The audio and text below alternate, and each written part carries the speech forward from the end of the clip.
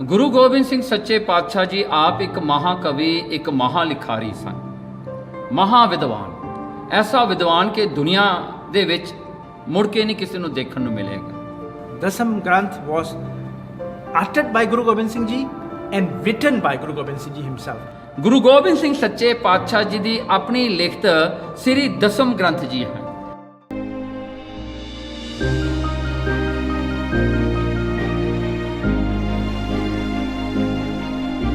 ਇਹ ਗੁਰੂ ਗੋਬਿੰਦ ਸਿੰਘ ਸੱਚੇ ਪਾਤਸ਼ਾਹ ਜੀ ਨੇ ਇਸ ਬਾਣੀ ਨੂੰ ਆਪ ਲਿਖਿਆ ਤੇ ਆਪ ਉਚਾਰਿਆ।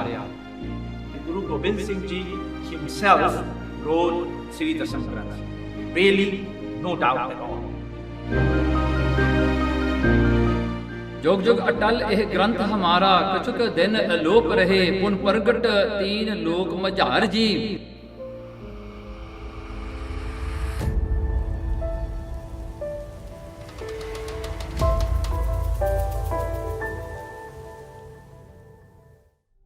ਗੁਰੂ ਗੋਬਿੰਦ ਸਿੰਘ ਸੱਚੇ ਪਾਤਸ਼ਾਹ, ਆਪਾਂ ਸੁਣਿਆ ਹੋਵੇਗਾ ਕਿ ਮੁਗਲਾਂ ਦਾ ਰਾਜ ਹੋਇਆ। ਪਿਛਲੇ ਸਮਿਆਂ ਵਿੱਚ ਜਿਹੜੇ ਰਾਜੇ ਹੋਇਆ ਕਰਦੇ ਸਨ, ਉਹਨਾਂ ਦੇ ਕੁਝ ਕਵੀ ਹੋਇਆ ਕਰਦੇ ਸਨ, ਉਹਨਾਂ ਦੇ ਦਰਬਾਰ ਸਜਿਆ ਕਰਦੇ ਸਨ। ਜਿਵੇਂ ਔਰੰਗਜ਼ੇਬ ਦੇ ਬਾਰੇ ਇਤਿਹਾਸਕਾਰਾਂ ਨੇ ਲਿਖਿਆ ਹੈ ਕਿ ਉਹਦੇ ਦਰਬਾਰ ਦੇ ਵਿੱਚ 1400 ਜਿਹੜੇ ਹਨ ਵਿਦਵਾਨ ਬੈਠਿਆ ਕਰਦੇ ਸਨ। ਗੁਰੂ ਗੋਬਿੰਦ ਸਿੰਘ ਸੱਚੇ ਪਾਤਸ਼ਾਹ ਜੀ ਦਾ ਦਰਬਾਰ ਕਵੀਆਂ ਦੇ ਨਾਲ, ਦੂਸਰੇ ਮਹਾਰਾਜ ਦੇ ਜੋ ਗੁਰਸਿੱਖ ਵਿਦਵਾਨ ਹਨ, ਤੇ ਤੀਸਰੇ ਮਹਾਰਾਜ ਦੇ ਲਿਖਾਰੀ। ਸਤਿਗੁਰਾਂ ਨੇ ਆਪਣੇ ਦਰਬਾਰ ਦਾ ਐਸਾ ਇੱਕ ਢਾਂਚਾ ਬਣਾਇਆ ਹੋਇਆ ਸੀ, ਜਾਂ ਜਿਹਨੂੰ ਆਪਾਂ ਸਿਸਟਮ ਕਹਿ ਲਈਏ, ਬੜਾ ਹੀ ਅਦਭੁਤ ਤੇ ਬੜਾ ਸਿਸਟਮੈਟਿਕ ਸੀਗਾ। ਉਸ ਦਰਬਾਰ ਦੇ ਵਿੱਚ ਸਤਿਗੁਰੂ ਜੀ ਆਪ ਮਹਾਕਵੀ ਹੋ ਕੇ ਬੈਠਿਆ ਕਰਦੇ ਸਨ। And Dasam Granth, the one thing that I think a lot of us miss is the writer of Dasam Granth is Guru Gobind Singh Ji himself. It is not the concept that we are used to hearing, that Maharaji Ucharna Bani and then you had another writer writing Dasam. It was not like that.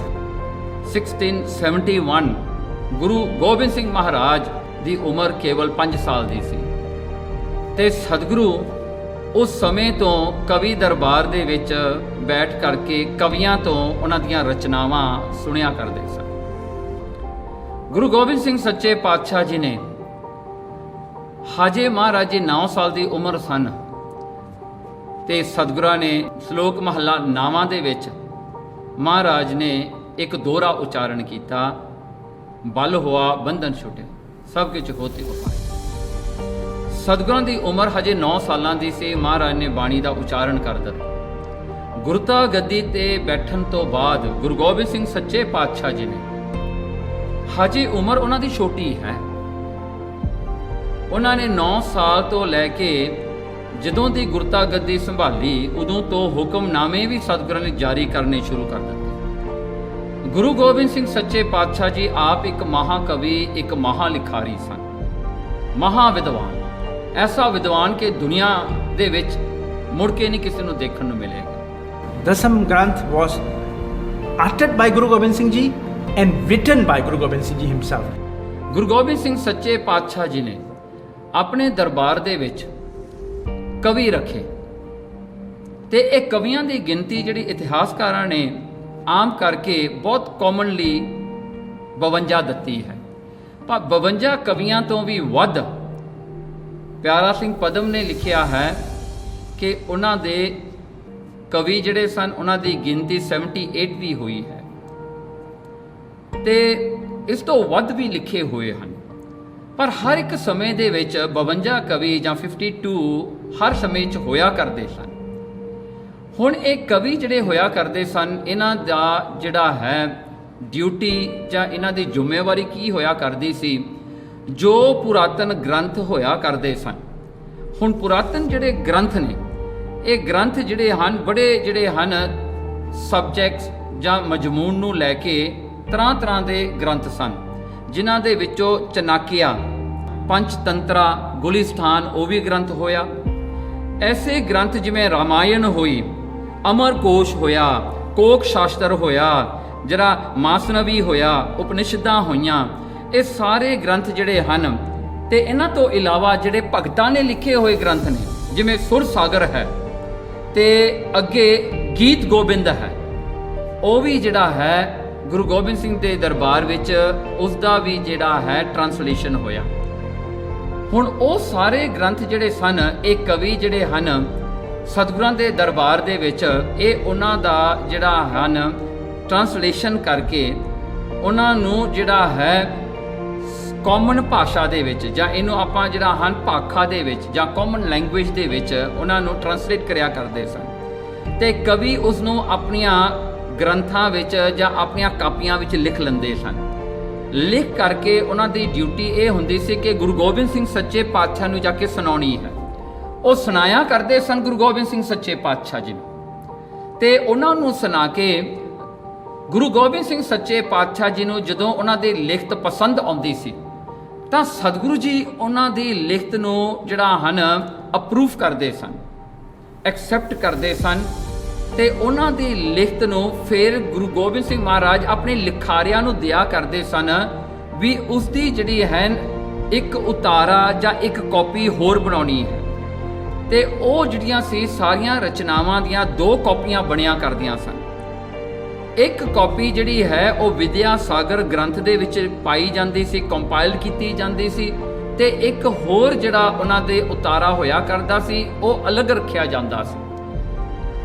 ਕਵੀਆਂ ਦੀ ਲਿਖਤ ਵਿਦਿਆ ਸਾਗਰ ਵਿੱਚ ਜੋ ਉਸ ਵਿੱਚ ਜਿਹੜਾ ਹਨ ਲਿਖਿਆ ਜਾਂਦਾ ਸੀ, ਤੇ ਤੀਸਰਾ ਜਿਹੜਾ ਅੱਡ ਇੱਕ ਗ੍ਰੰਥ ਹੋਰ ਬਣਾ ਕੇ ਰੱਖਿਆ ਜਾਂਦਾ ਸੀ। ਸੋ ਉਹਨਾਂ ਦੀਆਂ 3 ਕਾਪੀਆਂ ਬਣਦੀਆਂ ਸਨ। ਇਹਨਾਂ ਦੇ ਵਿੱਚੋਂ ਹੁਣ ਦੇਖੋ ਇਤਿਹਾਸ ਦੱਸਦਾ ਹੈ ਕਿ ਅਨੰਦਪੁਰ ਸਾਹਿਬ ਦਾ ਕਿਲਾ ਛੱਡਣ ਸਮੇਂ ਸਤਿਗੁਰਾਂ ਦਾ ਇਹ ਵਿਦਿਆ ਸਾਗਰ ਜਿਹੜਾ ਗ੍ਰੰਥ ਹੈ 9 ਮਣ ਇਸ ਦਾ ਭਾਰ ਮੰਨਿਆ ਜਾਂਦਾ ਵੀ 9 ਮਣ ਭਾਰਾ ਇਹ ਗ੍ਰੰਥ ਸੀਗਾ। ਹੁਣ 9 ਮਣ ਜਿਹੜਾ ਹੈ ਜੇ ਆਪਾਂ ਇਸ ਨੂੰ ਕੈਲਕੂਲੇਟ ਕਰੀਏ ਕਿਲੋਗ੍ਰਾਮ ਦੇ ਵਿੱਚ, 1 ਮਣ 40 ਕਿਲੋਗ੍ਰਾਮ ਦਾ ਬਣਦਾ ਹੈ। ਹੁਣ 40 ਕਿਲੋਗ੍ਰਾਮ ਦਾ ਇੱਕ ਬਣਦਾ ਹੈ ਮਣ। ਇਹ 9 ਮਣ ਦਾ ਵੱਡਾ ਗ੍ਰੰਥ ਸੀਗਾ, ਜਿਹਦੀ ਗਿਣਤੀ ਜਿਹੜੀ ਹੈ ਦੇਖੋ ਕਿੱਡੀ ਵੱਡੀ ਆਉਂਦੀ ਹੈ। ਇਸ ਦਾ ਟੋਟਲ ਜਿਹੜਾ ਕਿਲੋਗ੍ਰਾਮ ਦੇ ਵਿੱਚ, ਹੁਣ ਜੇ ਅਗਰ ਆਪਾਂ ਹਿਸਾਬ ਲਾਈਏ ਸੋ ਇਸ ਦਾ ਜਿਹੜਾ ਹਨ 360 ਕਿਲੋ ਦਾ ਬਣਦਾ ਹੈ ਇਹ ਗ੍ਰੰਥ। ਐਡਾ ਵੱਡਾ ਗ੍ਰੰਥ ਸੀਗਾ। ਚਲੋ ਉਹ ਕਈ ਇਤਿਹਾਸਕਾਰਾਂ ਨੇ ਲਿਖਿਆ ਵੀ ਸਰਸਾ ਵਿੱਚ ਰੁੜ ਗਿਆ, ਪਰ ਆਪਾਂ ਨੂੰ ਇਹ ਨਹੀਂ ਭੁੱਲਣਾ ਚਾਹੀਦਾ ਕਿ ਕਵੀਆਂ ਦੇ ਕੋਲ ਆਪਣੀ ਲਿਖਤ ਮੌਜੂਦ ਸੀ, ਤੇ ਇਸ ਤੋਂ ਇਲਾਵਾ ਇੱਕ ਹੋਰ ਕਾਪੀ ਬਣਾਈ ਗਈ ਸੀ। ਹੁਣ 2 ਕਾਪੀਆਂ ਉਸ ਦੀਆਂ ਗੁਰੂ ਸਾਹਿਬ ਦੇ ਸਮੇਂ ਵਿੱਚ ਹੀ ਬਣ ਚੁੱਕੀਆਂ ਸਨ ਵਿਦਿਆ ਸਾਗਰ ਤੋਂ ਇਲਾਵਾ। ਪਰ ਹੁਣ ਇੱਕ ਗੱਲ ਹੋਰ ਵੀ ਹੈ, ਵਿਦਿਆ ਸਾਗਰ ਜਿਹੜਾ ਗ੍ਰੰਥ ਸੀ ਉਹ ਕੇਵਲ ਤੇ ਕੇਵਲ ਕਵੀਆਂ ਦੀ ਰਚਨਾਵਾਂ ਸਨ। And of course, there is always this confusion about the 52 poets that we commonly hear. Firstly, there were not just 52, there were more than 52 poets. There are enough references to give that quote. But the job of the poets was not about writing the Bani that Maharaj Utarna. The job of the poets was really, majority of them were there to translate some of the other books of knowledge, some of the other books of the other dharams. That was, Maharaj wanted it to be translated into common language. And they used to write. Of course, in that process, we've got the famous poet of Bhai Nand Lal Ji, who, sang the praises of Guru Gobind Singh Ji as he saw Maharaj Ji in poetry, in fantastic poetry. But we need to remember this, that the writer of Dasam Granth is not the poet. The writer of Dasam Granth is Guru Gobind Singh Ji himself. ਮਹਾਰਾਜ ਨੇ ਇੱਕ ਨਵੀਂ ਰਚਨਾ ਕੀਤੀ ਹੈ। ਉਹ ਰਚਨਾ ਨੂੰ ਸਤਿਗੁਰੂ ਜੀ ਅਲੱਗ ਰੱਖਿਆ ਕਰਦੇ ਸਨ, ਜਿਨ੍ਹਾਂ ਤੋਂ ਲਿਖਾਰਿਆਂ ਤੋਂ ਮਹਾਰਾਜ ਜੀ ਲਿਖਾਇਆ ਕਰਦੇ ਸਨ। ਹੁਣ ਉਹ ਲਿਖਾਰਿਆਂ ਦੀ ਆਪਾਂ ਅਗਲੇ ਐਪੀਸੋਡ ਦੇ ਵਿੱਚ ਇਹਦੀ ਗੱਲ ਕਰਾਂਗੇ ਵੀ ਉਹ ਲਿਖਾਰੀ ਕੌਣ ਹੋਏ।